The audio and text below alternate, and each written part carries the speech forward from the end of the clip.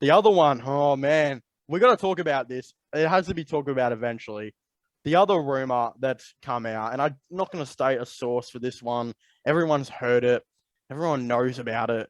Dusty Martin to Sydney. Sydney. Give me your take on it before I say anything. What is Will Burton's take on Dusty Martin and the Sydney Swans? Personally, I don't buy it. I think he'll stay at Richmond. There's always these rumors of these, reserved players wanting to get away from the footy bubble. I distinctly remember Darcy Moore being basically, people were saying it was a sure bet he was going to go to Sydney just to escape the Victorian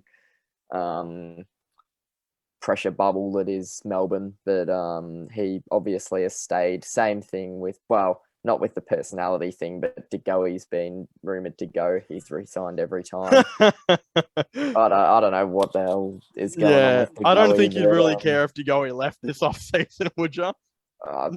as long as we got some sort of compensation, don't really mind. Give me a packet of Doritos and a nice cold Mountain Dew straight out of the KFC fridge, and he's a great player, but he's more trouble than he's worth, to be honest. Yeah, With North can Dusty, deal with him.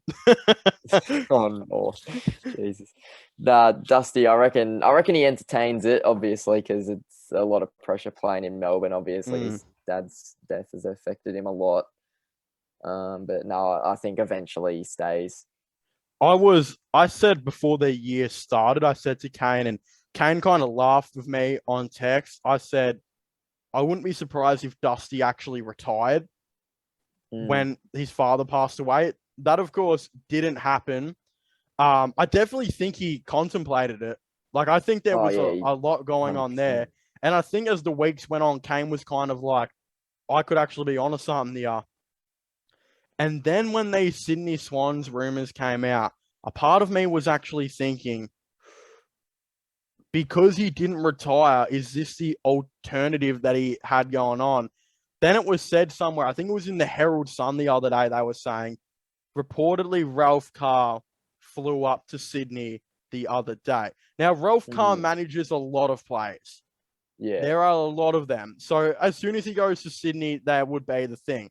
But then there was another footy page that said there was truth to it, that said he would be negotiating, while Dusty's still in Richmond, he would be negotiating something with Sydney on a longer term deal. I think Dusty stays, right? But with Trent Cotchin retiring, Josh Caddy retiring, all of this stuff happening, a part of me does believe, more than the North Melbourne rumors from years ago, that there is some truth behind this Dusty and Sydney thing.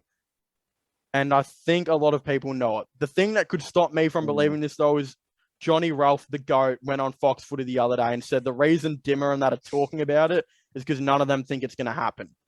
Yeah. So that could be my thing. But honestly, when it came to North and Dusty, I was very nervous, but I was more like, surely he wouldn't go to North. Like, who would want to go to North, right? The only reason that would have happened was because of money. I think there's a far more feasible reason now why he would jet, but I still don't think it'll happen. But if it did, though, if it was theoretically to do it, do you think Richmond would get lowballed as much as me and Kane think they do?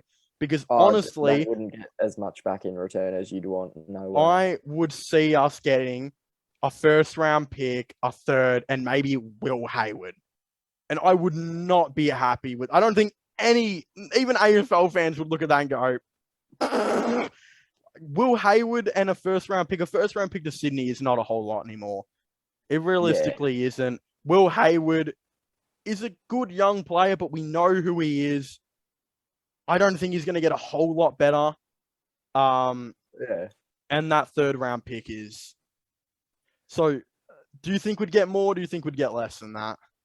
Obviously, in this scenario, Richmond's hand would be forced. Obviously, wanting to accommodate Dusty. I mean, the guy's won 3 Norm Smith medals. You kind of can't dog him on the way out. But obviously, their hand would be forced. You'd have to negotiate on a completely different playing field than what you would for a regular player just getting their regular value. I think it's a decent young player. and a first round pick, and that sort of gets it done. Whether it's a Will Hayward or an Errol Florent. Goulden or a Ollie Florent or something like that, it doesn't really matter. But I think you wouldn't be getting, you're obviously never going to get equal value for one of the guys that's arguably the best player in the comp, but especially because it's to do with his mental health and stuff, they wouldn't be getting a lot back. I would hope we'd get a first round pick, a second round pick, and like a good young player. Like I would go after Logan McDonald if I was Richmond. Hasn't done a lot at Sydney. I would realistically really like him. But honestly, dude, if Lachie Neale, like I remember Brisbane, remember they got offered pick 6 and 8 and a young player for Lachie Neale and they declined it. If they were declining that, if they were declining that for Lachie Neale, surely Richmond could get more than a first round pick that's like 16 and Oliver Florent, right? Surely.